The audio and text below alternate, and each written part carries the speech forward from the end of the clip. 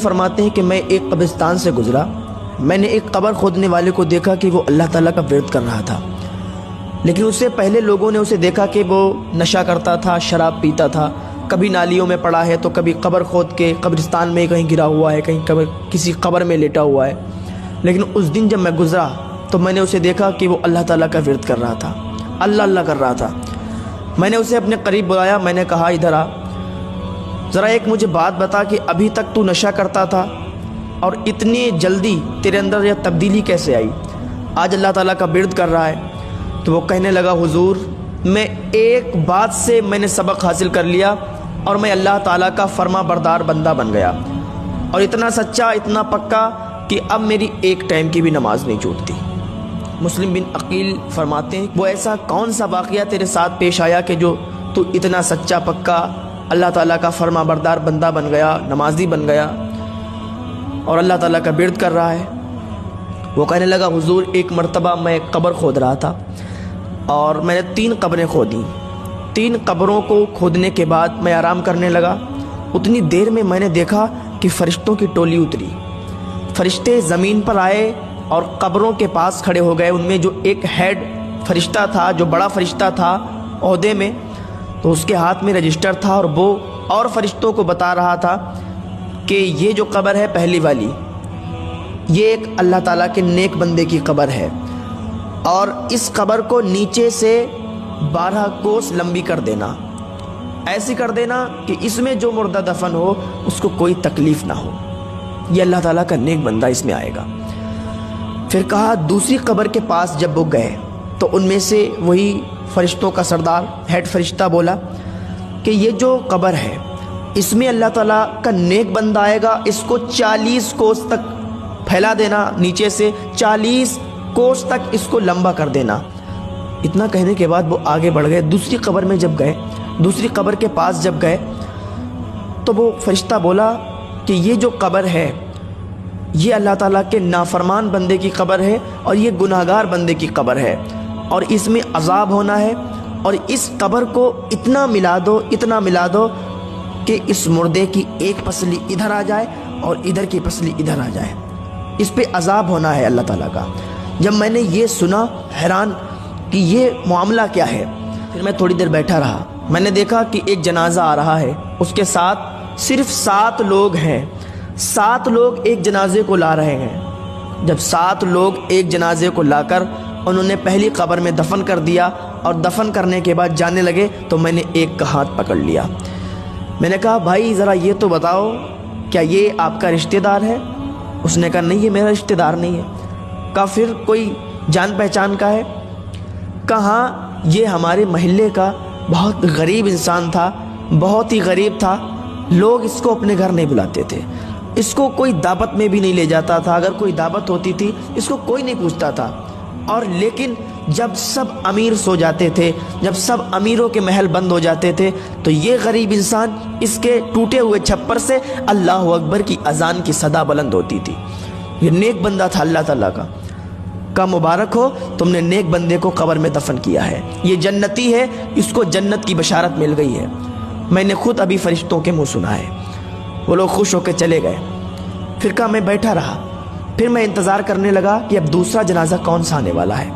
جب دوسرا جنازہ آیا تو اس جنازے میں فقط 4 لوگ ایک جنازے کے ساتھ آئے۔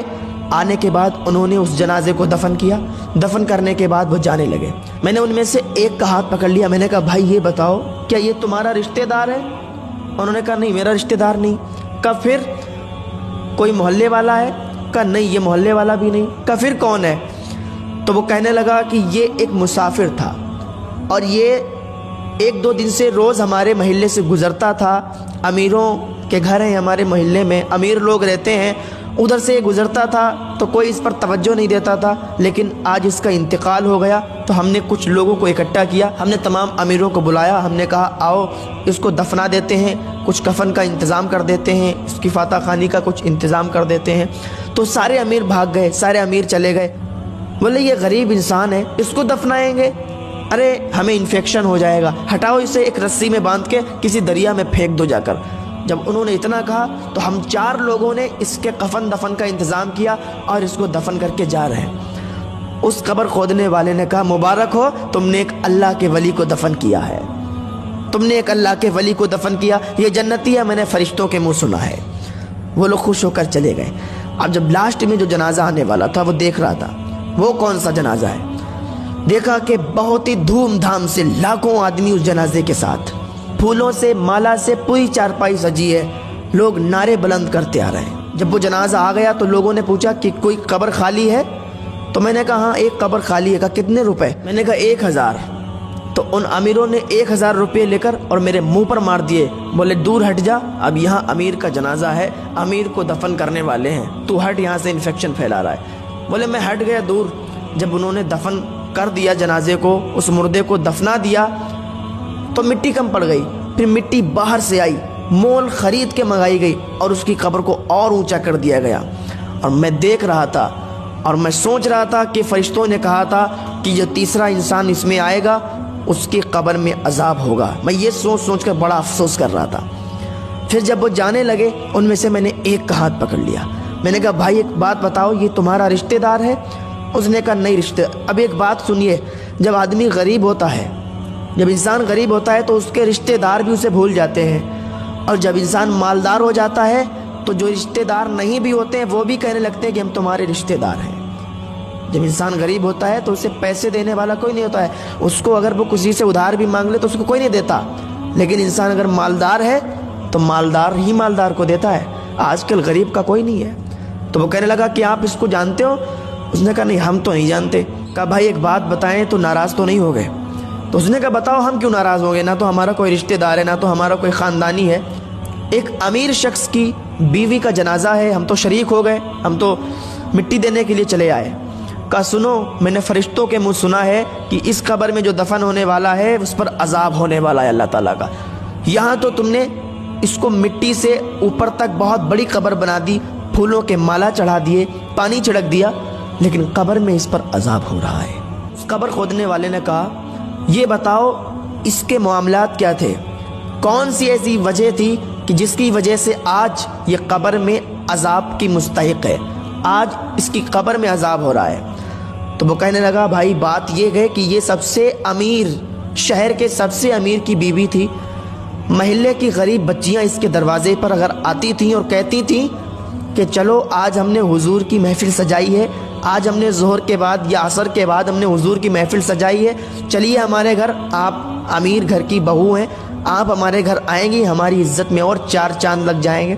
تو یہ کہا کرتی تھی، تھپڑ مار کے کہا کرتی تھی کہ نکل جاؤ، ہم تمہارے گھر پہ آئیں گے، ہم اتنے امیر ہیں، تمہارے گھر پہ جا کر ہم انفیکشن ہمیں ہو جائے گا، ہمیں یہ ہو جائے گا وہ ہو جائے گا۔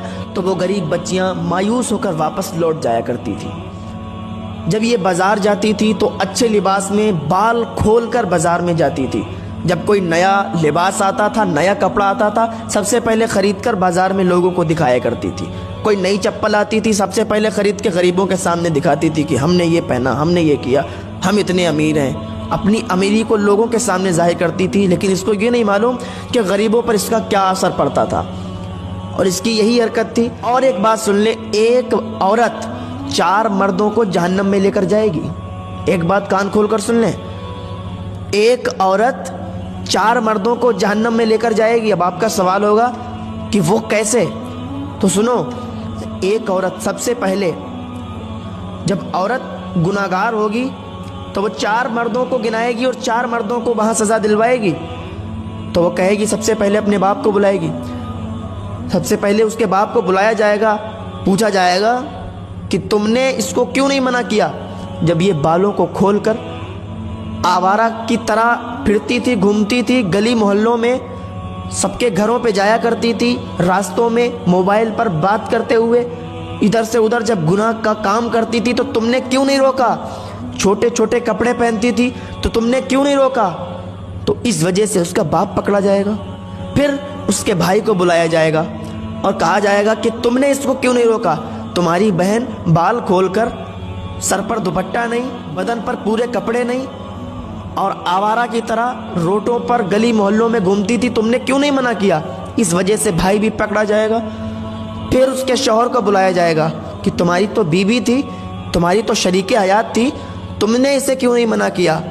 جب یہ آواراؤں کی طرح گھومتی تھی, بال کھلے, سر پہ دوپٹہ نہیں, لوگوں سے مل رہی, بازار میں ٹہل رہی, فون پر کسی سے باتیں کر رہی, لیکن تم نے منع نہیں کیا. اس کی وجہ سے اس کا شوہر بھی پکڑا جائے گا, پھر بلایا جائے گا اس کے بیٹے کو, سب سے پہلے باپ کو, پھر باپ کے لڑکے کو یعنی اس کے بھائی کو, پھر اس کے شوہر کو, پھر اس کے بیٹے کو. بیٹے سے کہا جائے گا کہ تم نے کیوں نہیں منع کیا؟ تمہاری تو ماں تھی, تمہارا تو حق تھا منع کرنے کا, کہ ماں کہاں جا رہی ہو, بال کھول کر بازار جا رہی ہو. آج کل اتنی بے حیائی ہو گئی ہے کہ امیر گھروں کی بچیاں, امیر گھروں کی عورتیں آواراؤں کی طرح گھومتی ہیں, بدن پر پورے کپڑے نہیں, سر پر دوپٹہ نہیں, اور آوارہ کی طرح باہر گھوم رہی ہیں. حساب لیا جائے گا, حساب. کل میدان محشر میں پتہ چلے گا کہ یہ ہم لوگ بتاتے بتاتے تھک گئے, یہ ہماری ذمہ داری ہے کہ آپ کو بتایا جائے, لیکن ہم لوگ بتاتے, آپ لوگ عمل نہیں کرتے. ہم بتائیں, آپ عمل نہ کریں تو ہماری پکڑ نہیں ہے. اگر ہم نہ بتائیں تب ہماری پکڑ ہے. تم تو کہہ دو گے کہ ہمیں بتانے والا کوئی نہیں آیا. وہاں پوچھا جائے گا کہ تمہیں بتانے والا کوئی نہیں تھا, تو اس وقت ہم بھی وہاں گواہی دے سکتے ہیں, ہاں ہم نے بتایا تھا. وہ انسان کہنے لگا کہ آج اس پر جو عذاب کا سبب بنا ہے, آج جو اس پر عذاب ہو رہا ہے, وہ اس کی کرتوتیں ہیں. یہ امیر بن کے غریبوں کو بہت گرا ہوا انسان سمجھتی تھی, اور اسی کی وجہ سے, اس کے تکبر کی وجہ سے آج اسے اس کی قبر میں عذاب ہو رہا ہے. اللہ تعالی ہم کو تکبر جیسی بیماری سے محفوظ فرمائے, غرور گھمنڈ جیسی بیماری سے محفوظ فرمائے. اللہ تعالی ہم سب کو نیک عمل کرنے